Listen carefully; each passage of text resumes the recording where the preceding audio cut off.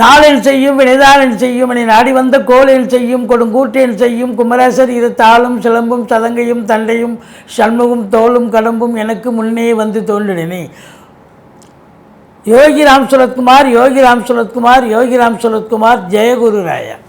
உலகெங்கிலும் வாழ்ந்து கொண்டிருக்கும் கடவுள் அருள் டிவி நேயர்களுக்கு டாக்டர் சைதை ராஜாவின் அன்பான வணக்கங்கள். இப்பொழுது நாம் இந்த கிரக நிலைகளை நாம் சித்திரை மாத பலன்களை, தமிழ் மாத பலன்களை நாம் சொல்ல இருக்கிறோம்.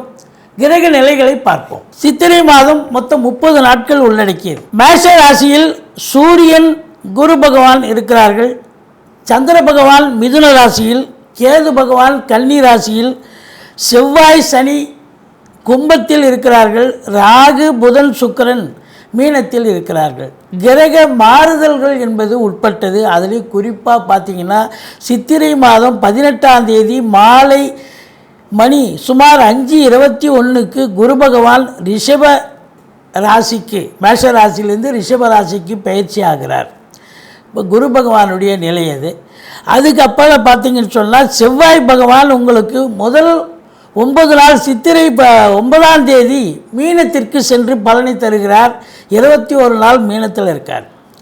புத பகவான் பொறுத்தவரையும் 3 வாரம் மீனத்தில் இருந்து கடைசி வாரம் மேஷத்துக்கு வருகிறார். சுக்கிர பகவான் முதல் 11 நாள் மீனத்தில் இருந்து கடைசி வாரம், அதாவது கடைசி 2 வாரம் உங்களுக்கு சுக்கிர பகவான் மேஷத்திற்கு வந்து இடம் பெயர்ச்சி ஆகிறார். இது கிரகங்களுடைய சஞ்சார நிலை. நாம் வாக்கிய பஞ்சாங்க அடிப்படையில் கிரகங்கள் 12 ராசிகளுக்கும் எப்பேற்பட்ட பலன்களை வழங்கப் போகிறது இந்த தமிழ் மாதம் சித்திரை மாத கிரகங்கள் என்பதை பார்க்கலாம் வாங்க. சிம்ம ராசி அன்பர்களுக்கு வணக்கம். சிம்ம ராசி காலபுருஷனுக்கு 5வது ராசி. சூரிய பகவான் ஆட்சி பெறும் வீடு. இந்த சித்திரை மாதம் அப்படின்னு சொன்னாலே இந்த சிம்ம ராசி அதிபதியான சூரிய பகவான் மேஷம் வந்து சஞ்சாரம் செய்வார். மேஷ ராசி முதல் மாதம், முதல் ராசி காலபுருஷனுக்கு. அது அங்கே தான் சித்திரை மாதம், ஏன்னா முதல் மாதம் இல்லையா, அங்கே ஆரம்பித்து பங்குனி இது வரைக்கும் அங்கே அப்படி போகும். சித்திரை ஒவ்வொரு மாதமும் இப்படி உங்களை பொறுத்தவரையிலையும் ராசிநாதன் நல்ல நிலையில் இருக்காரா அப்படின்னா 9ஆம் இடத்தில் இருக்கிறார். ஆனால் நல்ல நிலையில் இல்லை. என்னங்க அப்படின்னா சனி பார்க்குறார். சனி பார்வை சூரியனுக்கு, சூரியன் சனிக்கு ஆகாது. அப்போ சனி பார்வை இருக்குது அப்படின்னு சொன்னால் உங்களுக்கு கொஞ்சம் இந்த சித்திரை மாதம் பிரச்சனையான சில பின்னடைவுகளை சந்திப்பீங்க. உடம்பு முடியாமல் போகலாம், அவப்பெயர் உண்டாகலாம். பொது இடங்களில் பொது காரியங்களில் ஈடுபடுபவர்கள் ரொம்ப ரொம்ப விழிப்புணர்ச்சியாக இருக்கக்கூடிய ஒரு மாதம். ஏன்னா பெரும்பாலும் பார்த்திங்கன்னா சிம்ம ராசியில் இருக்கிறவங்க பார்த்திங்கன்னா எல்லாத்துலேயும் நம்பர் 1 இருப்பீங்க. அதுலேயும் பாருங்கள், இந்த மகம் பூரம் உத்திரம் முதல் பாதம் உள்ளடக்கியது இந்த சிம்ம ராசி. இவங்கெல்லாம் சில பேர் பார்த்திங்கன்னா சம்பளம் வாங்காத இடத்துல ஒரு பொறுப்பில் சில பேர் இருப்பாங்க. இருந்து அதில் வந்து கொஞ்சம் எச்சரிக்கையாக இருக்கணும் இந்த மாதம் அப்படின்னு சொல்லணும். முதல் 18 தேதி வரைக்கும் குரு இருக்கிறார் மேஷத்தில். அதனால் பிரச்சனைகள் வந்தாலும் அதை சமாளிப்பீங்க. ஆனால் குரு பயிற்சி ஆகி உங்களுக்கு 18ஆம் தேதிக்கு பிறகு இங்கே வந்துடுறார் ரிஷபத்துக்கு அப்படின்னா அப்போ சனி பார்வை ஏகமாக இருக்கும். உங்களுக்கு பயங்கர தீச்சென்னை. அப்போது ராசிநாதனை சனி பார்க்கிறது என்று சொன்னால் தந்தைக்கு இடர்பாடுகள், தந்தைக்கு பிரச்சனை, உடல் நலத்தில் பிரச்சனை, இல்லை அவர் ஏதோ ஒன்று பிரச்சனை வரும். சூரியன் காரகத்துவம் இல்லைங்களா, உங்களுக்கே கூட உடம்பு முடியாமல் போகலாம். தந்தைக்கு மட்டுமா ஒரு பின்னடைவை சந்திக்கக்கூடிய ஒரு மாதம் இந்த மாதம். அதுலேயும் எஸ்பெஷலி இந்த சிம்ம ராசி அன்பர்கள் இந்த மாதம் எச்சரிக்கையாக இருக்கணும், விழிப்புணர்ச்சியாக இருக்கணும். அதுலேயும் இந்த அரசாங்கத்தில் உயர் பதவியில் IAS IPS IFS அதுக்கு நிகரான பணியில் இருக்கும் அன்பர்கள், அரசாங்கத்தை, அதாவது அரசியல்வாதிகளுக்கும் இந்த மாதம் ரொம்ப ரொம்ப எச்சரிக்கையாக இருக்கக்கூடிய ஒரு மாதம். மற்றபடி ராசியை குரு பார்க்குறார், ஏங்க அதெல்லாம் கெடுதல் பண்ண போதுன்னு நீங்கள் நினைக்கலாம். என்னதான் ராசியை குரு பார்த்தாலும் ராசிநாதனுடைய நிலை சரியில்லை. நீங்கள் தெளிவாக ஒருமித்த கருத்தோடு முனைப்போடு செயல்பட்டாலும் இடையில் வர்றவங்க சில சலனத்தை ஏற்படுத்தி பிரச்சனையை கொடுப்பாங்க இல்லையா. அதனால் ரொம்ப எச்சரிக்கையாக இருக்கணும். இதில் இன்னொரு அருமையான ஒரு விசேஷம் என்ன அப்படின்னாக்கா, இதுவரைக்கும் உங்களுக்கு 10ஆம் இடத்துல இருந்து வந்த குரு தொழில் ரீதியாக, அதாவது 9ஆம் இடத்துல இருந்து வந்த குரு தொழில் ரீதியாக சில நன்மைகள் செஞ்சாலும் உங்களுக்கு இந்த 2ஆம் இடத்துல கேது இருந்து குரு பார்வை இல்லை. இந்த 2ஆம் இடம் என்பது குடும்பஸ்தானத்தை அவர் பார்க்கலை 9ல் இருக்கும்போது. அப்போ என்னன்னா குடும்பத்தை நல்லா பிரித்தார். பிரிந்த குடும்பங்கள் ஒன்று சேரும், பிரிந்த கணவன் மனைவி ஒன்று சேருவார்கள். குடும்பத்தில் பார்த்திங்கன்னா சண்டை சச்சரவுன்னு இந்த காலகட்டம் செல்லும். ஆனால் இனி குரு பார்வை வரப்போகிறது. 18 தேதிக்கு பிறகு குரு 2ஆம் இடத்தை பார்க்குறதால குடும்பத்தில் இருந்து வந்த அந்த சூறாவளி, இந்த சுனாமிலாம் இனிமேல் இல்லை. நிம்மதியாக சலனம் இல்லாமல் அப்படியே அமைதியாக குடும்பம் செல்லும். அதுதாங்க ஒரு ப்ளஸ் பாயிண்ட்டு. ஏன்னா கணவன் மனைவிக்கு ஒரே வீட்டில் இருந்தாலும் ஒருத்தருக்கு ஒருத்தர் பேசாமல் சண்டை போட்டுக்கிட்டு மனசுக்குள்ளே சில பிரச்சனைகளோடு வாழ்ந்துருந்தீங்க, சண்டை இது பண்ணீங்க, பிரிஞ்சிருந்தீங்க. ஆனால் இப்போது இனி அதெல்லாம் ஒன்றும் இல்லை. ஒருத்தருக்கு ஒருத்தர் ஈகோவை விட்டு கொடுத்து அன்னோன்யமாக இருக்கக்கூடிய ஒரு காலகட்டம் வந்தாச்சு. குரு பார்க்க கோடி நன்மை. அப்போ 2ஆம் இடத்தை குரு பார்க்குது. இனி குடும்பத்தில் ஒரு அமைதி, நிம்மதி, சந்தோஷம், குதூகலம். கொடுக்கல் வாங்கல் கூட சரியாக கொடுத்த இடத்துல வசூலாக விலையில் கொடுக்க பயந்தீங்க. இந்த ஃபைனான்ஸ் தொழிலாக செய்யக்கூடாதுன்னு சொல்லியிருந்தோம். இப்போ இனிமேல் அதெல்லாம் ஒன்றும் வேண்டாம், சிறப்பாக இருக்குது. அதாவது இந்த சிம்மராசியில் பிறந்தவங்க ஃபைனான்ஸ் தொழில் செய்கிறவங்க தாராளமாக பண்ணலாம், நம்பி செய்யலாம், எந்த ஒரு பிரச்சனையும் இருக்காது அப்படின்னு சொல்லக்கூடிய நிலை. இது வரைக்கும் உங்கள் பேச்சுக்கு இப்போ யாரும் உங்கள் மதிப்பு இல்லாமல் இருந்தது. நீங்கள் எதான் சிம்ம ராசி நம்பர் 1 இருந்தாலும் உங்கள் வார்த்தையை செவி மடுக்கவில்லை, செவி கேட்டு செவி சாய்க்கலை, யாரும் உதாசனப்படுத்தினாங்க. ஆனால் இப்போது உங்கள் வாக்கு சொல்வாக்கு செல்வாக்கு பெறும், செல்வாக்கு பெறும். கண்டிப்பாக நீங்கள் வேலை பார்க்குற இடம், தொழில் பண்ணுற இடம், ஏன் வீட்லேயே கூட உங்களை யாரும் அட போங்க அப்படின்னு சொல்லியிருப்பாங்க. ஆனால் இனிமேல் பார்த்தீங்கன்னு சொன்னால் உங்கள் சொல்லுக்கும் செயலுக்கும் மதிப்பு மரியாதை கண்டிப்பாக உண்டு. குடும்பத்தில் இது நாள் வரைக்கும் ஒரு சுப நிகழ்ச்சிகள் நடத்துறதுக்கு வாய்ப்புகள் இல்லாமல் இருந்தது. இப்போ 2ஆம் இடத்தை குரு பார்க்குறதால குடும்பத்தில் சுப நிகழ்ச்சிகள், பிள்ளைகளுக்கு கல்யாணம், மற்ற சீமந்தம், காது குத்து, வீடு கிரகப்பிரவேசம் பண்ணுறது, இப்படி நல்ல நிகழ்வுகள் நடக்கக்கூடிய ஒரு அமைப்பு இருக்குது.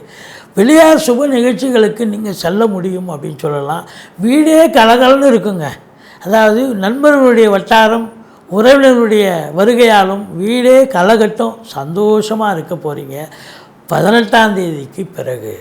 சரி, அப்புறம் 3ஆம் இடம் அது குரு பார்வையில் தான் இருக்குது. இளைய சகோதரம் அவங்களால அனுகூலம் கண்டிப்பாக கிடைக்கும். இப்போ அவங்க வீட்டுக்கு நீங்கள் போக, உங்கள் வீட்டுக்கு அவங்க வர, பரஸ்பரம் ஒற்றுமையாக இருக்க போகிறீங்க. இந்த பிபிஓ, சாஃப்ட்வேர், ஹார்ட்வேர், தபால் தந்திலாக்கா, கொரியர் சர்வீஸ், விளையாட்டு வீரர்கள், வீராங்கனைகள், நடன கலைஞர்கள், ஸ்டண்ட்டு கலைஞர்கள், பின்னணி பாடகர்கள், இசை அமைப்பாளர்கள், இசை வல்லுநர்கள், சினிமா மற்றும் தொலைக்காட்சி பிரிவில் பணியாற்றக்கூடிய நடிகர் நடிகைகள், டெக்னீஷியன்கள், எடிட்டர்கள், கேமராமேன்கள், புகைப்பட கலைஞர்கள், அத்துணை பேர்களுக்கும் வாய்ப்புகள் கதவை தட்டப்போகிறது. ரொம்ப சிறப்பாக இருக்க போகிறீங்க. நல்ல ஒரு ரெகக்னேஷன் கிடைக்க போகிறது.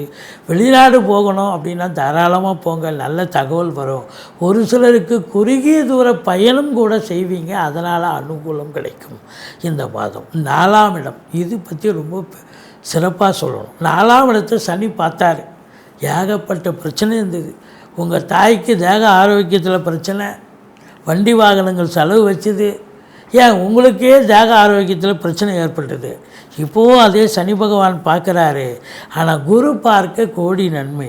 அப்போ 18ஆம் தேதிக்கு பிறகு குரு பார்க்குறாருன்னு சொன்னால் உங்களுக்கு ஒரு திருப்பு முனை வந்தாச்சு. அப்போது உங்கள் தேக ஆரோக்கியம் படிப்படியாக குறைஞ்சி நல்ல சகஜமாக, சௌகரியமாக, சந்தோஷமாக வரப்போகிறீங்க, இருக்க போகிறீங்க. தாய்க்கும் அது மாதிரி தான். தாயினுடைய தேக ஆரோக்கியம் படிப்படியாக நல்ல நிலைக்கு வருவாங்க. தாய்க்கும் உங்களுக்கும் கருத்து வேறுபாடு கூட வந்தது. இப்போ அதெல்லாம் இனி ஓரளவுக்கு சகஜ நிலைக்கு, சந்தோஷ நிலைக்கு மாறக்கூடிய ஒரு நிலை. படிக்கிற பிள்ளைங்க ரொம்ப இன்புட் போட்டால் அவுட்புட் கிடைக்கல, மதிப்பெண்கள் எதிர்பார்க்குற மதிப்பெண்கள் கிடைக்கல.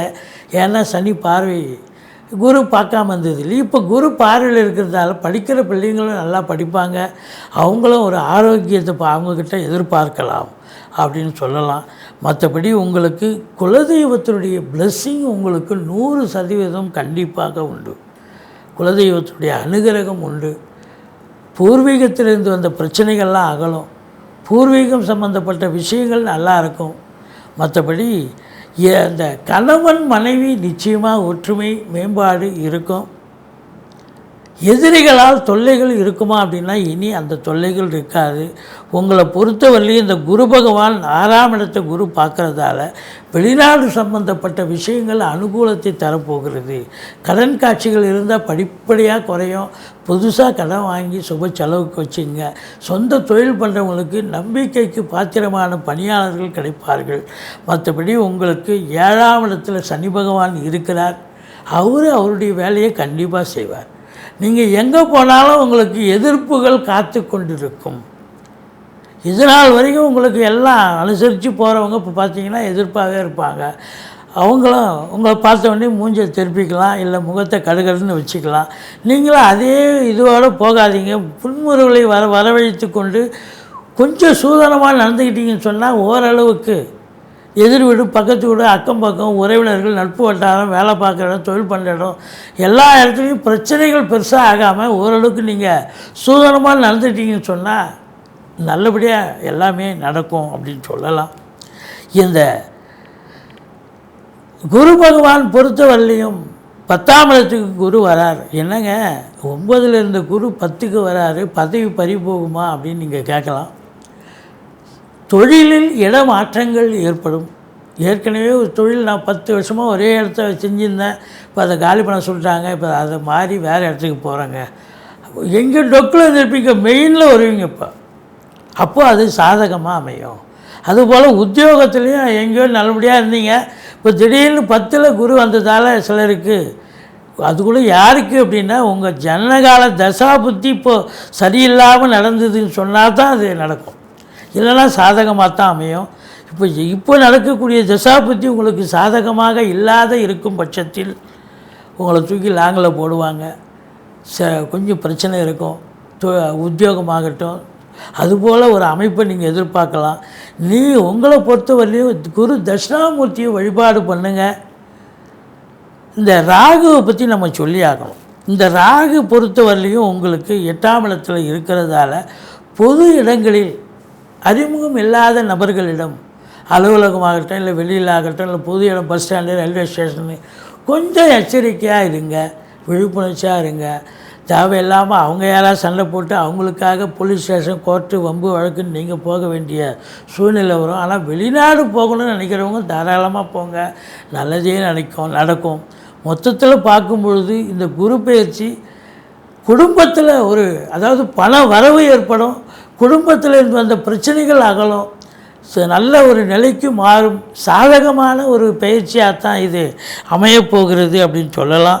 இந்த சிம்ம ராசிக்கு 21, 22, 23 சந்திராஷ்டம நாளாக வர்றதால ரொம்ப எச்சரிக்கையாக இருங்க. மற்றபடி குறை ஒன்றும் இல்லை. நிச்சயமாக உங்களுக்கு சித்திரை மாதம் சிறப்பான மாதமாகத்தான் அமையப்போகிறது. கிரகங்கள் சாதகமாகத்தான் பலனை தரப்போகிறார்கள் என்று சொன்னால் மிகையாகாது. நன்றி, வாழ்க வளமுடன். கடவுள் அருள் டிவியை பார்த்தமைக்க நன்றிகள். மேலும் இது போன்ற தகவல்களை தெரிந்து கொள்ள கடவுள் அருள் டிவியை சப்ஸ்கிரைப் செய்யுங்கள். மறக்காமல் பெல் ஐக்கானை கிளிக் செய்யுங்கள்.